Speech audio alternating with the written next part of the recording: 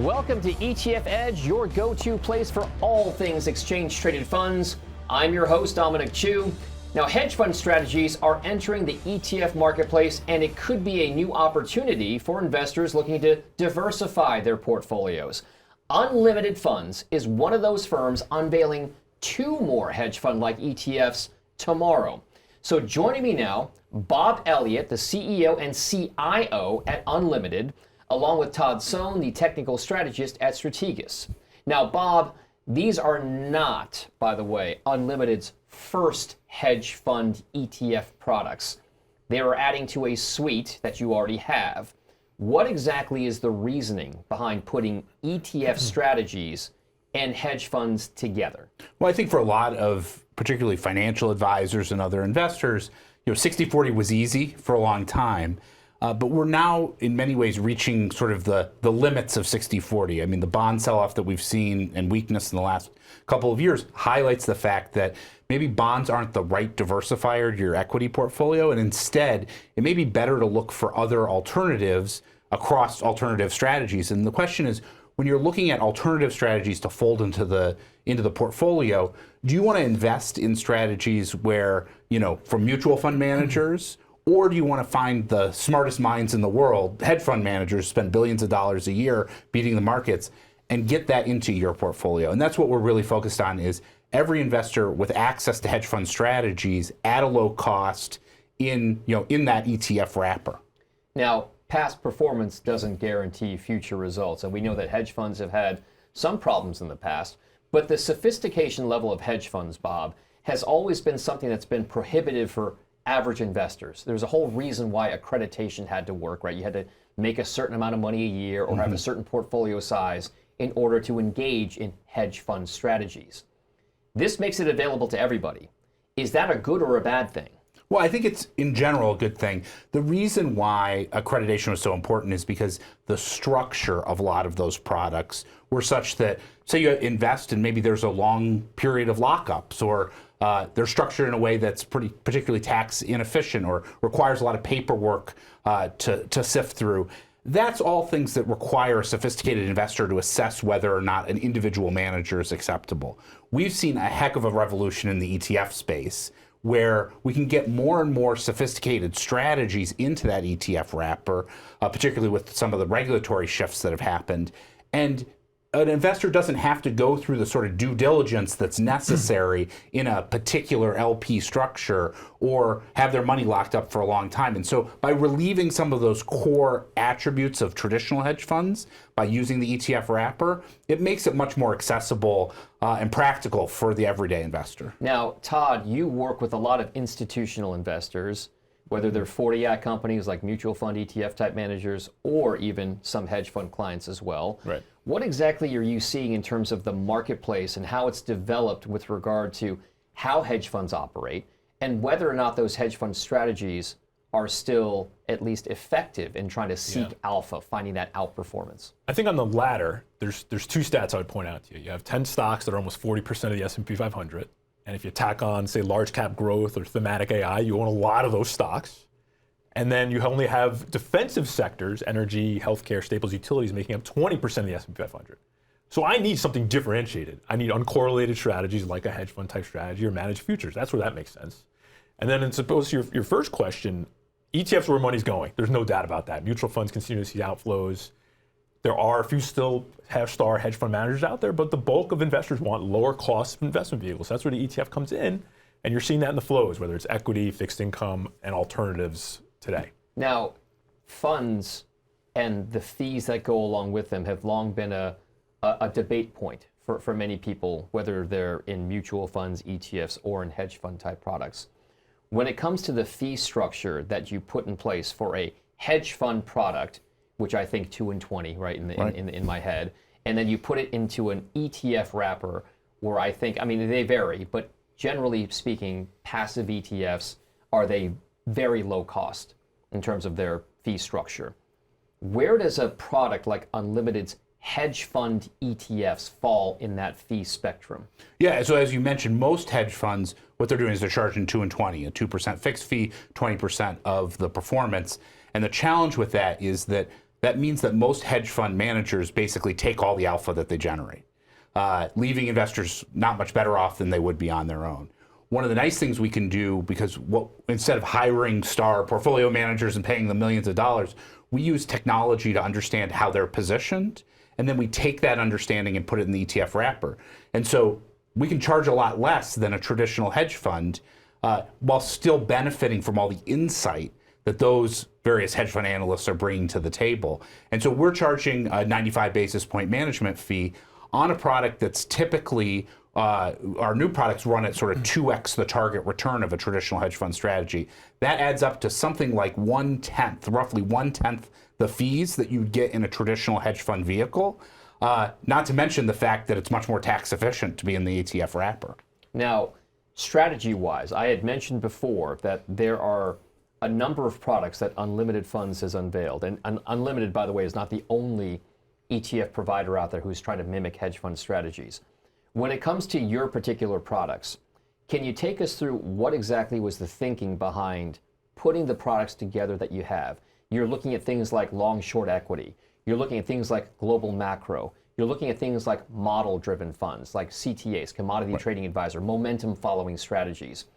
How exactly did you put the product suite together, and what exactly was the, I guess, the feedback or demand from the investors that you talked to in advance of rolling these products out? Yeah, I mean, we've had our flagship product, HFND, in the market for a couple of years now, which really proved out the fact that our technology can capture how those managers are positioned in real time.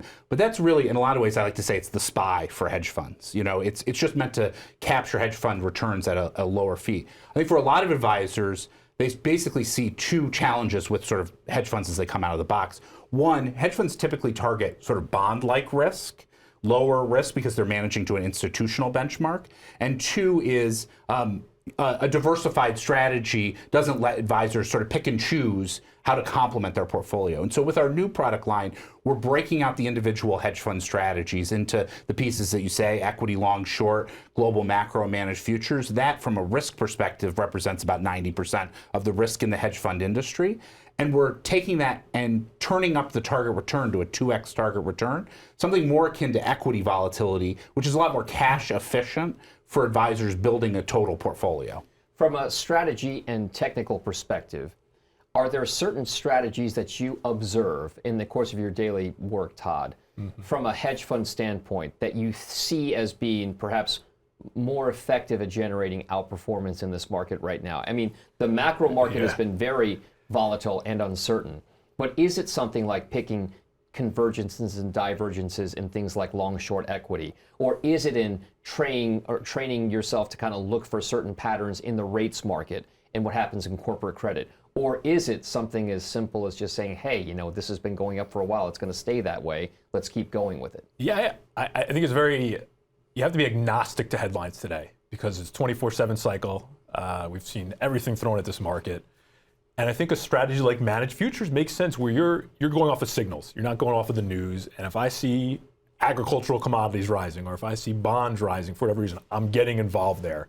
It's for that uncorrelated exposure and that news agnostic exposure. I think that's super important today just because the amount of noise that's out there, whether it's coming from geopolitical or the administration, right? So I think it's just a go with the momentum type of market right now. Okay, now another thing, Todd, you talked about it before. The defensive sectors are starting to, in your mind, should be getting some more attention right now. Yeah.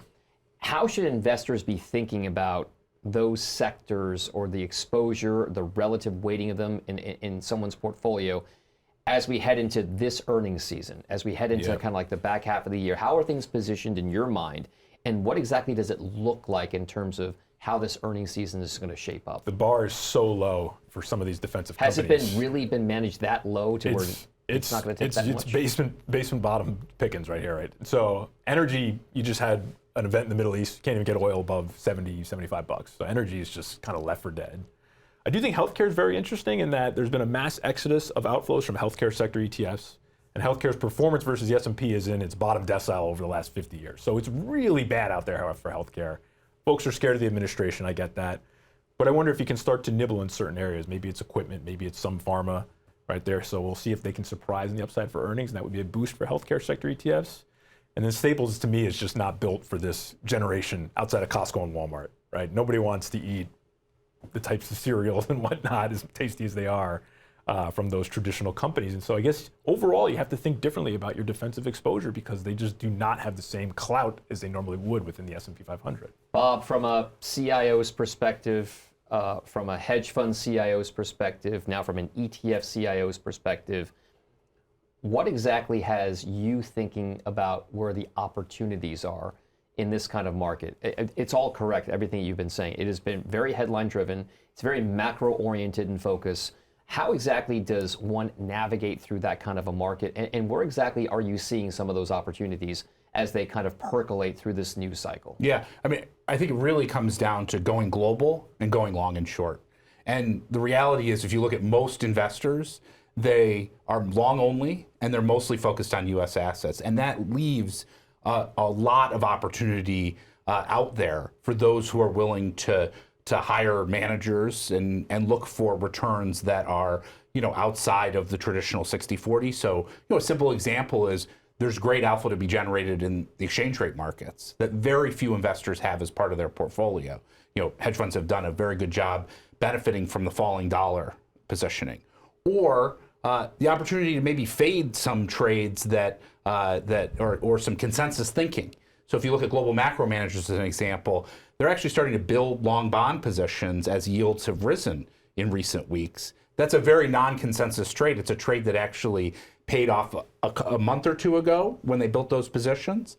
And it's a trade that's building today. And so that sort of flexibility, long, short, being able to flexibly respond to the policy environment as it evolves, I think is really important in terms of building a portfolio and getting away from the long-only, mega cap tech stock mindset and get to something that's flexible that can navigate through this sort of environment. When you, as an ETF manager, look at the dynamism that you just referred to, how quickly or frequently are you adjusting the portfolio within your funds? I mean, so let's say we pay you the 95 bips to manage our money as ETF customers.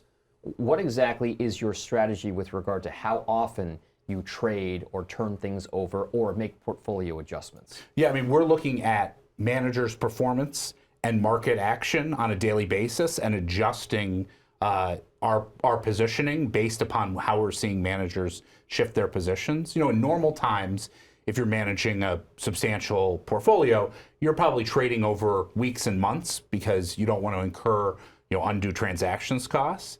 But in times like these, where policy is moving quickly and where market action is moving quickly, you can see managers shift positions from long to short over the course of weeks. It's the sort of thing that if you're sitting in the shoes of, say, an advisor trying to build a portfolio, you don't have the time to be able to navigate through policy as it goes from secularly high tariffs to pause back to secularly high tariffs, as a simple example. And so that's one of the great things about the ETF wrapper is you can bring in strategies that can essentially do that for you as part of a strategic allocation in your portfolio. Now, Todd, you look at fund flows quite often. What exactly are the flows telling you right now about how things are shaping up for the second half of this year? So we're about 3 months off the S&P 500 low back in April 8th. The leading category, I like to dig a little level deeper here, has been crypto. Investors are just latching onto this move. And by the way, we're speaking timely because this is going to go into an archive somewhere. But as of today, we hit $123,000 plus on Bitcoin prices. So that's a big deal. Oh yeah. I think there is this kind of opening up of the gap of allowing crypto into model allocations or portfolios beyond just the pure speculative nature for it. I think investors are realizing it's an asset that's here to stay. You're also seeing plenty of money go to cash. You still get 4.25% in a money market fund or similar type of short duration ETF. So crypto and cash are popular. And then on the outflow list, you have folks hating small caps. Small cap outflows despite the massive rally off the low. Perhaps an interesting contrarian play there. The small caps haven't worked in ages, but it's tough to beat mega cap growth with them. All right. And as we conclude this, because we could go on forever, I'm going to ask each of you the same question. Your favorite part of the market right now, where you think is the one that's ripest with the most opportunity, whether it's in the stock market in certain specific names or sectors, or whether it's international on the macro side of things, dollar, euro, yen, whatever it is, what's your favorite spot in the market for the next 6 months? Well, I think building portfolios that can do well in a falling growth environment. So you're talking about positions long bonds, long gold, and short the US dollar. Those are all positions that, for those who are sort of all in on, the US growth story, that's a very non-consensus view that is also favored by some of the smartest financial minds in the world in the hedge fund community. All right, now same question to you. Long bonds is very interesting to me. I'm going to go with the momentum from Bitcoin, though, that area. I think that it's going to become consensus very quick, but a lot of lift there. Do you think there's a catch-up trade for Ethereum? Why not? Okay. Even though I couldn't tell you the difference, and the viewers, the difference between the two of them, but that also seems to be to coming into play as well. And the Ethereum funds are taking in money, too. All right. Bob, Todd, thank you guys both very much for being with us here on ETF Edge. We appreciate it. Bob Elliott and, of course, Todd Sohn. Now, we've asked Todd to stick around for the ETF Edge podcast version of this, but thanks very much for joining us here on ETF Edge, and we'll see you next week. Get the ABCs of ETFs with the ETF Edge newsletter. Your weekly update on the hottest trends, expert analysis, actionable ideas, and exclusive insight from top industry experts. Sign up now at cnbc.com/ETF Edge newsletter.